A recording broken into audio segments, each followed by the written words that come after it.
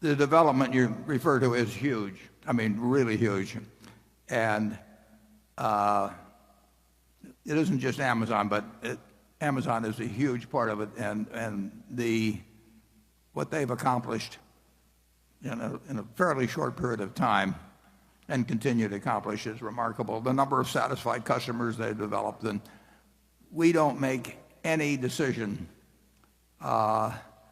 involving even the manufacturing of goods, the retailing, whatever it is, without thinking long and hard about what the world will look like in 5 or 10 or 20 years with that powerful trend, really hugely powerful trend that you just described. So we don't look at that as something where we're going to try and beat them at their own game. They're better than we are at that. And so Charlie and I are not going to out Bezos by a long shot. But we are going to think about that. It is a huge economic trend that 20 years ago was not on anybody's radar screen, and lately has been on everybody's radar screen, and many of them have not, and including us in a few areas, have not figured the way to either participate in it or to counter it.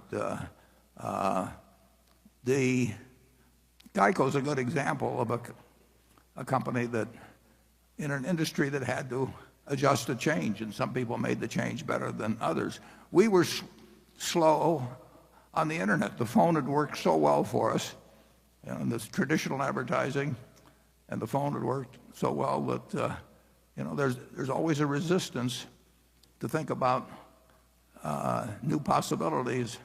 When we saw what was happening on the internet, we jumped in with both feet, and with mobile and whatever. But there are the nature of capitalism is somebody's always trying to figure, if you've got a good business, they're always trying to figure out how to take it away from you and improve on it. And the effect, I would say, just of Amazon, but others that are playing the same game, the effect on industry, the full effect is far from having been seen. I mean, it is a big force, and it already has disrupted plenty of people, and it will disrupt more. But I think Amazon's got a real advantage too, in this intense focus on having hundreds of millions of generally very happy customers getting very quick delivery of something that they want to get promptly, and they want to shop the way they shop. And if I owned a bunch of shopping malls or something like that, I would be thinking plenty hard about what they might look like 10 or 20 years from now. But anybody that doesn't think that online isn't changing retail in a big way, and that anybody who thinks they're totally insulated from it is correct. I mean, the world is changing big time.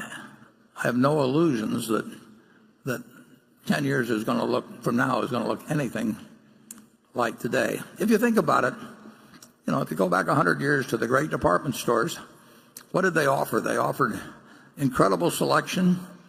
If you had a big department store in Omaha, you had 1,000 bridal dresses, and if you lived in a small town around, the local guy had 2 or something of the sort. So the department store was the big, exciting experience of variety and decent prices and convenient transportation, because people took the streetcars to get there. And then along came the shopping center, and they took what was vertical before and they made it horizontal, and they changed it into multiple ownerships, but they still kept incredible variety and assortments and convenience of going to one place, and accessible transportation, because now the car was the method.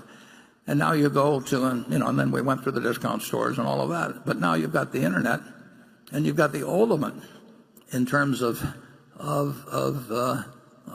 assortments, and you've got people that are coming in at low prices, and the transportation is taken care of entirely. So the evolution that has taken place, the department store is online now, basically, except much expanded in assortment, much more convenient, and lower prices. So the world has evolved, and it's going to keep evolving, but the speed has increased dramatically. And what will happen with the brands are going to be tested in a variety of ways and have to make decisions as to whether they try to do it online themselves or work through an Amazon, or whether they try to hang on to the old methods of distribution while embracing new ones.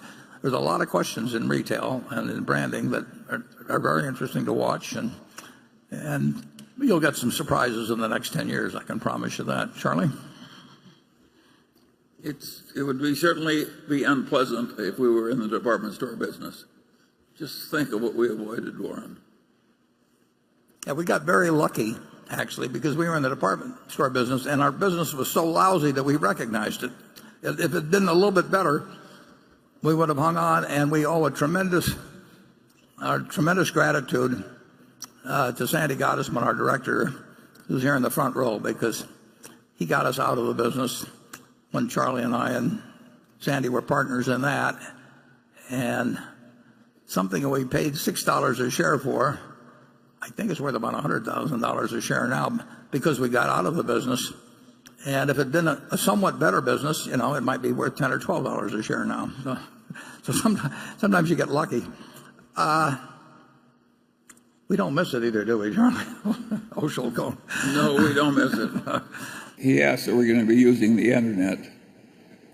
Warren is a big internet user compared to me. But I love it.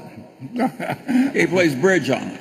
Yeah, I use a lot of other. I use search. It's been a huge change in my life, and it cost me $100 a year or something like that. If I had to give up the plane or I had to give up the internet, the plane cost me $1.5 million a year. The internet cost me $100 a year. I wouldn't want to give up either one of them, but I'd give up the plane. Interesting.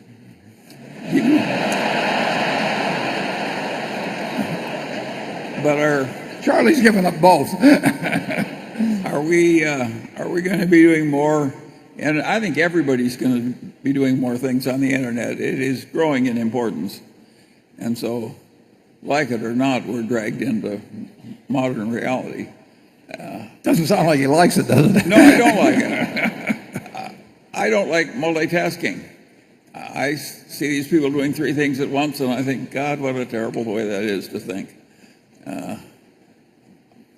I am so stupid that I have to think hard about a thing for a long time, and the idea of multitasking my way to glory has never occurred to me.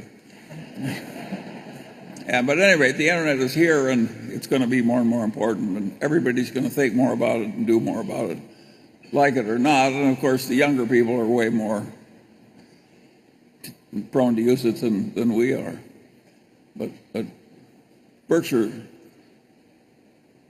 you have what? How many Bloombergs now? In the office? Yeah. You have 2 or 3. Mark?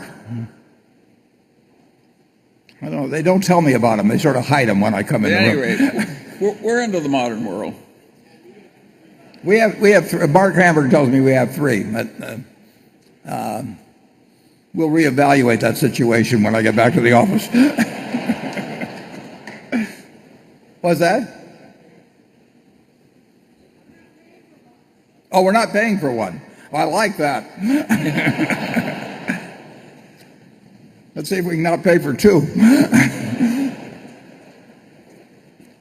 Now, the internet, and it's changed many of our businesses. I mean, it's changed Geico's business very, very dramatically, and it affects them all to one degree or another. So it's amazing to me. I mean, people get pessimistic about America. I think, just think in the last 20 or 25 years, or well, just 20 years on the internet, how dramatically it's changed your life. It's not over yet.